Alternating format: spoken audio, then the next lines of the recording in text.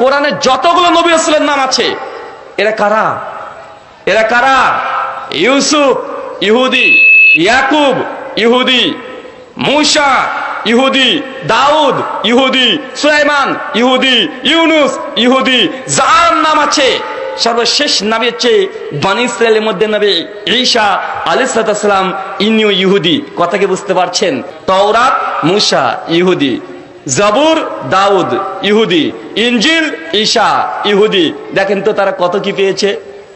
দেখেন একটা বংশ থেকে আল্লাহ পূর্ণ করে দিয়েছে কি দেয় না? একটা সাইড কিন্তু পড়ে আছে অচল। কোন সাইডটা অচল? কোন সাইড? ইসমাইলের বংশধর অচল, ১৫০০ বছর ধরে তাদের কোনো ইতিহাসই পাওয়া যায় না। সব নবীদের ধর্মের নাম ছিল ইসলাম। অনেকে আমরা গুলিয়ে ফেলি, আমরা মনে করি শুধু আমাদের ধর্মের নামই ইসলাম, অন্য নবীদের ধর্মের নাম বোধহয় ইসলাম না। এটা ভুল। আজকে আকীদা খালেস করে নেন, কনসেপশন এন্ড আইডিয়া ক্লিয়ার করে নেন। সব নবীদের একটাই ধর্ম, চিল্লায় বলতে হবে কি নাম? তার প্রমাণ, তার দলিল কি? তার দলিল হচ্ছে আল্লাহর কোরআন।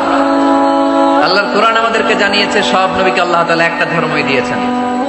আল্লাহ বলছেন, মা কানা ইব্রাহিম ইয়াহুদিয়ান ওয়ালা নাসরানিয়ান ওয়ালাকিন কানা হানিফান মুসলিমা। আমার খলিল ইব্রাহিম ইহুদি ছিল না, আমার নবী ইব্রাহিম নাসারা ছিল না, আমার খলিল ইব্রাহিম অন্য কোন ধর্মের ছিল না। সাইয়েদনা ইব্রাহিম ছিলেন কানা হানিফাম মুসলিমা, একনিষ্ঠ মুসলমান। সুবহানাল্লাহ। সাইয়েদনা ইব্রাহিম আলাইহিস সালাম ছিলেন একনিষ্ঠ মুসলমান, কানা হানিফাম মুসলিমা।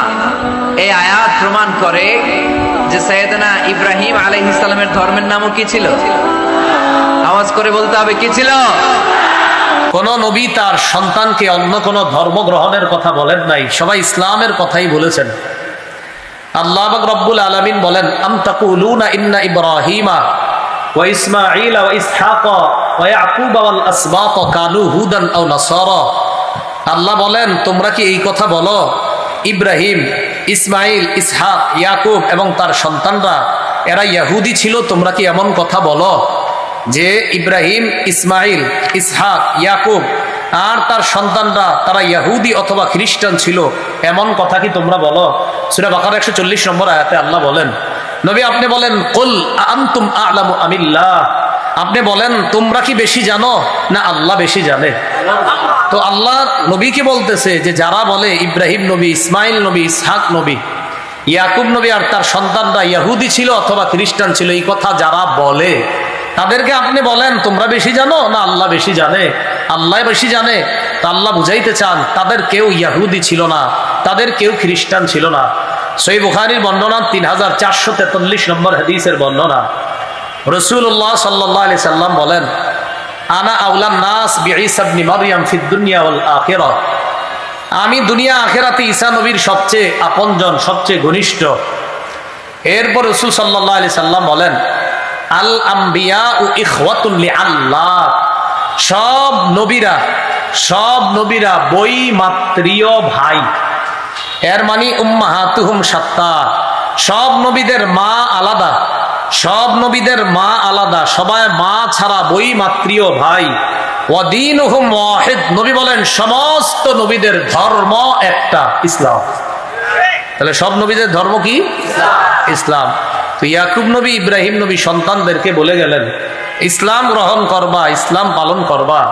এই জন্য ভুলেও কোনো নবীর ব্যাপারে এরকম না বলা যে অমুক নবী ইহুদি ছিল, অমুক নবী খ্রিস্টান ছিল। এই শব্দগুলো আমরা অনেকে ভুলে বলে ফেললো, ভবিষ্যতে এই সমস্ত শব্দ না বলা।